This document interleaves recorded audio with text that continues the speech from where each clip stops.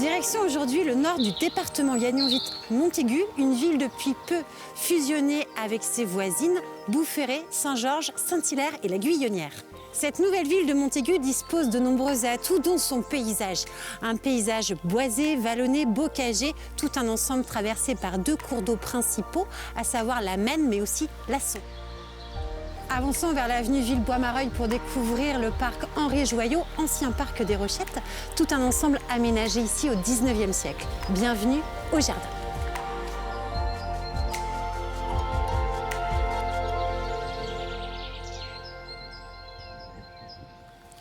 Pauline, merci d'avoir accepté de venir nous rejoindre ici. C'est moi, merci. Au parc Henri Joyaux. Oui.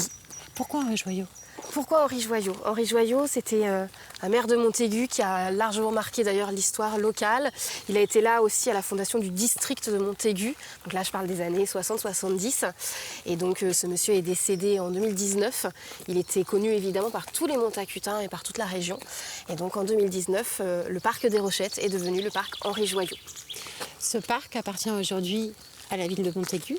Exactement. Oui. Quelle est l'origine de ce parc Henri Joyaux, donc ancien parc des Rochettes? Oui, alors c'est une origine assez ancienne. En fait, c'est une propriété qui est un petit peu en dehors de la ville, en tout cas en dehors de la ville close, de la ville ancienne.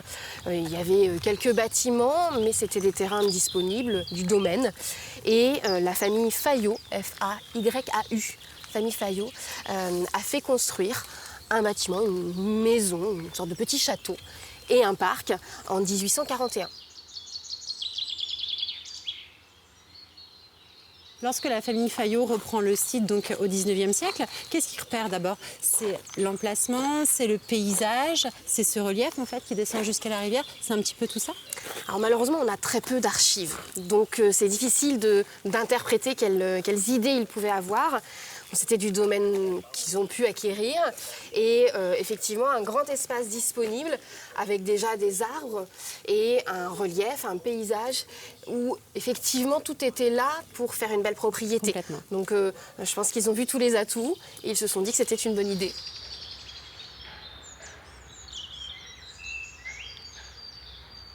Pauline, même si tu nous disais que finalement on avait très peu de sources sur l'origine de ce parc des Rochettes, est-ce que malgré tout on a une idée du paysagiste qui a mis en forme ce parc?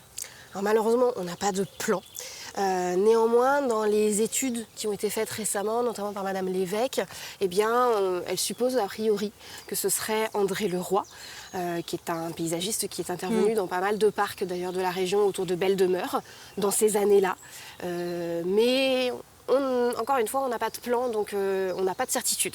Est-ce qu'il y a des éléments ici au parc des Rochettes qui pourraient nous permettre de confirmer qu'il s'agit bien d'André Leroy, une manière de faire, un élément, je ne sais pas moi, une ligne de chemin de fer qui passe non loin du parc? Alors effectivement, il y a une ligne de chemin de fer qui longe le parc. Oui, donc c'est intéressant. Voilà, qui le longe sur le nord et qui en fait s'éloigne, mais que l'on voyait d'ailleurs depuis la maison, on pourra se projeter tout à l'heure.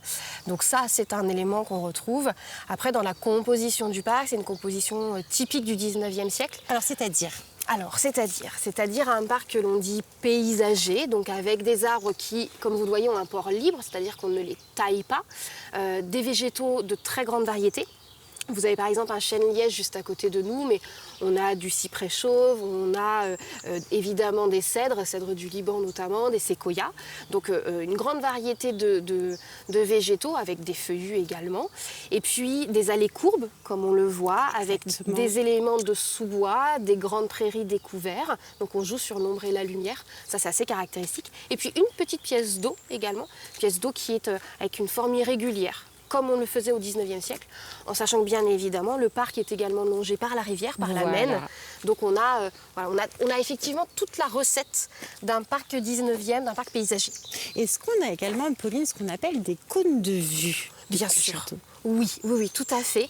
En fait, c'est une composition qui est prévue de manière synchrone. J'entends par là que le château, dans la manière dont il est construit, où sont les fenêtres, c'est utile évidemment pour quand on est à l'intérieur. Mais tout cela fonctionne également de manière vraiment très étroite avec le parc. Et donc les cônes de vue, c'est-à-dire les perspectives qui s'ouvrent vers les lointains, eh bien, elles sont visibles depuis le parc, mais elles sont visibles même déjà depuis l'intérieur de la maison. Et idem, Les végétaux que j'évoquais, eh bien, il y a certains végétaux qui coûtaient très cher, comme le séquoia. Bien sûr. Évidemment, on va les installer près de la fenêtre où on reçoit les invités pour montrer qu'on a cet arbre-là. On ne va pas le mettre dans un endroit tout caché. Bien évidemment. Voilà. On continue, Pauline? Volontiers, oui.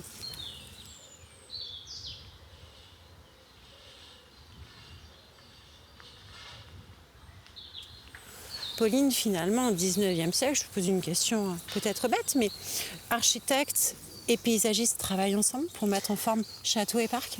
Alors, c'est pas forcément systématique. D'accord. On n'a pas toujours, encore une fois, les sources avec des courriers Oui. qu'on pourrait imaginer entre l'un et l'autre. Ce sont deux métiers bien différents, en tout cas. Mais on voit bien qu'il y a quand même, encore une fois, une réflexion qui fonctionne de manière vraiment coordonnée. Et donc là, par exemple, sur la prairie, eh bien, on peut tout à fait imaginer, derrière nous, on avait les grands salons, on a toujours d'ailleurs les grands salons en rez-de-jardin qui ouvraient sur cette belle prairie. Et en fait, cette grande prairie, en face de nous aujourd'hui, elle est plantée. À l'origine, il y avait ici un cône de vue. Et ce cône de vue, il allait se perdre dans les lointains où il y avait le chemin de fer. Et donc on peut imaginer prendre le café ou le thé et observer le train qui est alors un symbole de modernité évidemment, hein, qui est une perspective animée comme ça dans le lointain.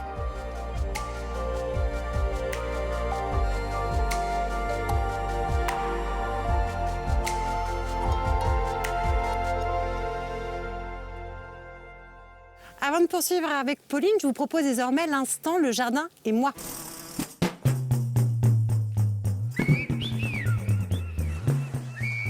Aujourd'hui, je vais vous parler du muret en pierre sèche. Un muret en pierre sèche, c'est un mur sans liant, donc sans mortier, sans colle, qui consiste à assembler les pierres entre elles. L'intérêt, en fait, c'est de laisser passer et d'infiltrer l'eau et de laisser en fait, le muret travailler tout seul.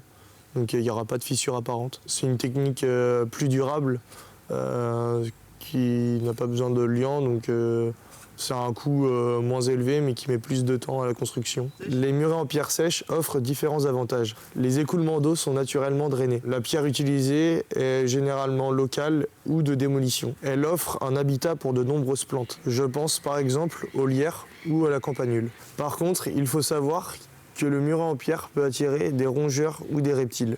La construction d'un muret en pierre sèche se déroule en 3 étapes. Trier et sélectionner les pierres, bâtir la fondation sur 20 ou 30 cm. Il est nécessaire d'utiliser du gravier drainant de type 6-10 ou 10-20 pour laisser l'eau s'infiltrer. Pour poser le premier rang, il est nécessaire de poser des grosses pierres volumineuses pour que le mur soit bien ancré au sol.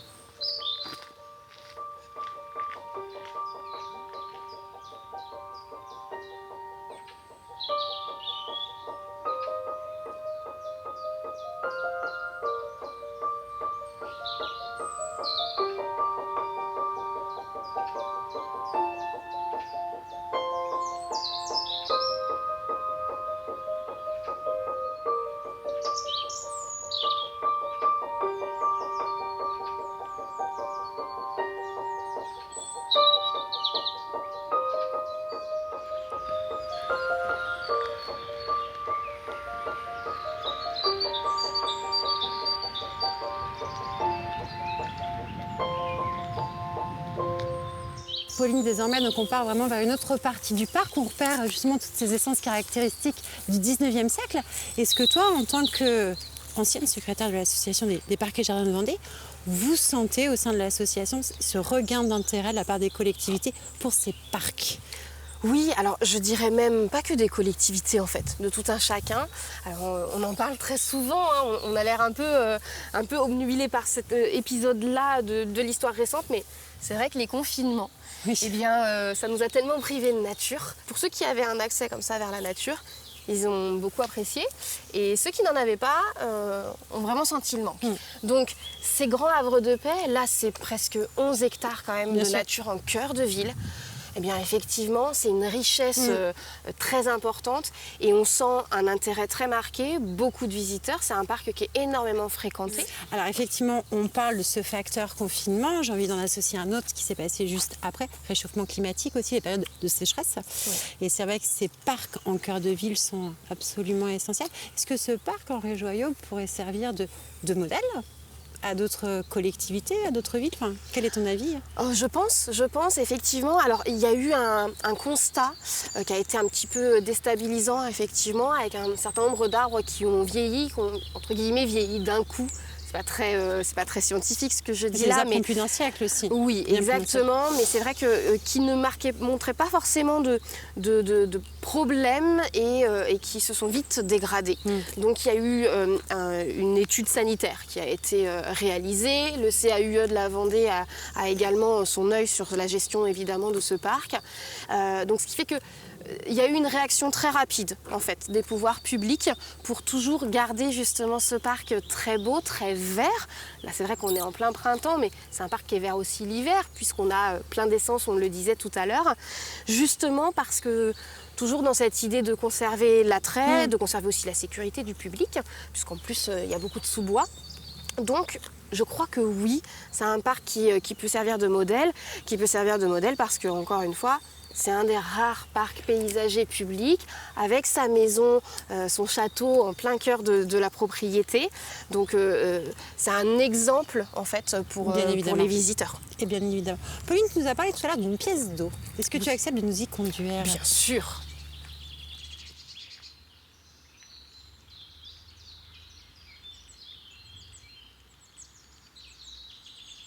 Vraiment, ce qui est formidable dans ce genre de parc, ces parcs paysagers, c'est qu'à chaque virage, on a une surprise finalement. Oui. Là, on tombe sur cette pièce d'eau, même si on sait qu'elle existait, voilà, c'est vraiment la surprise. Alors, toi, en tant que guide conférencière aujourd'hui, est-ce que tu sens également ce regain d'intérêt de la part du grand public pour notre patrimoine paysager? Oui, bien sûr, oui. En fait, grand public, mais aussi les commanditaires des visites qui demandent à ce que dans le parcours, on parle du patrimoine végétal, du bel arbre qu'on va voir dans une propriété, de justement l'architecture qui fonctionne aussi avec le jardin, qui est un écrin finalement pour ces bâtiments-là. Donc oui, et de plus en plus de questions aussi de la part du public pour les parcs qu'il y a à visiter dans la région. Voilà, donc il y a un regain qui est très évident. C'est très intéressant parce que c'était peut-être pas forcément la priorité il y a encore 5-6 ans. Donc effectivement, on sent qu'il y a un virage qui commence Totalement. Si on regarde même les propriétés, les lieux qui vont être protégés, classés monuments historiques, inscrits monuments historiques, on s'est inquiété du bâti, pas forcément des parcs. Et là, comme on le disait tout à l'heure, c'est un bon exemple. Les châteaux 19e sont construits forcément avec des parcs. Et en fait, si on enlève, mais même si on ampute un petit peu le jardin, eh bien, on fait perdre la compréhension, le sens de l'ensemble de la composition. Et donc, en fait, le château sans son parc n'a aucun intérêt.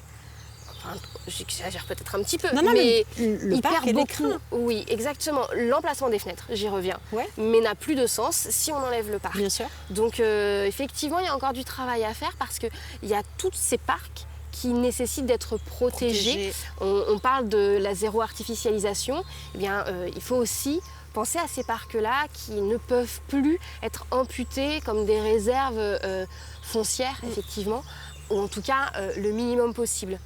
Ici, eh bien, il y a une composition qui est conservée. Oui, il y a des bâtiments en périphérie qui sont là depuis des décennies, mais on a toute la composition du parc qui ne s'est absolument pas perdue. On a l'allée périphérique qui est préservée, donc on a l'ensemble. Et justement, cet exemple du parc des Rochettes, Henri Joyaux, est extrêmement intéressant, puisque comme tu le disais, au départ, il était en périphérie de ville, on était loin de la ville close de Montaigu. Progressivement, la ville s'est étalée, mais le parc est resté. Exactement. La ville est autour, en tout cas sur un côté du parc, puisque l'autre côté, il y a la rivière. Mais c'est vrai que on n'est pas venu grignoter. On aurait pu très bien l'imaginer parce qu'il y a quand même toute une partie du parc que nous n'avons pas vue avec des grandes prairies en découvert. Donc c'est très facile de venir découper. Et là, ça a été préservé. Pauline, en tout cas, merci pour toutes ces explications. Merci beaucoup. Bon courage. Oui, belle saison en tout cas. Écoutez, le soleil est déjà de retour, donc à partir de là, la saison va être belle. Exactement. À bientôt, Pauline. À bientôt, Marion. Merci.